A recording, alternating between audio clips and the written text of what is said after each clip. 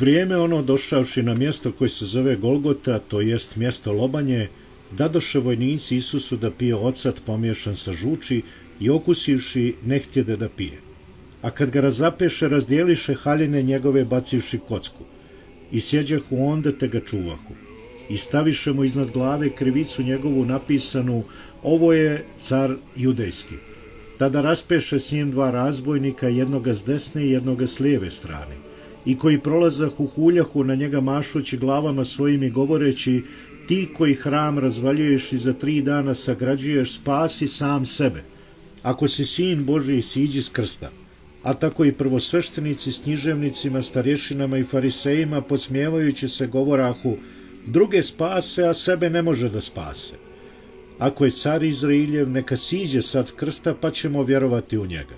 Uzdao se u Boga, neka ga sad izbavi ako mu je po volji, jer govoraše: ja sam sin Božiji. Tako isto i razbojnici raspeti s njim rugahu mu se.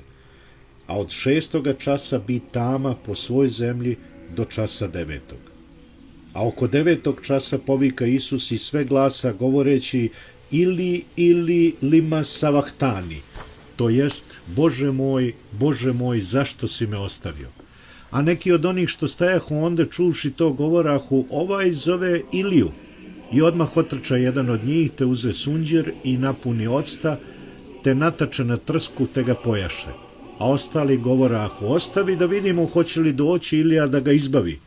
A Isus opet povika i sve glasa i ispusti duh. I gle, zavjesa hrama razdre se na dvoje od gornjega kraja do donjega, i zemlja se potrese, i kamenje se raspada, i grobovi se otvoriše, i ustadoše mnoga tijela sveti koji su pomrli, izišavši iz grobova po vaskrsenju njegovu, uđuše u sveti grad i pokazaše se mnogima.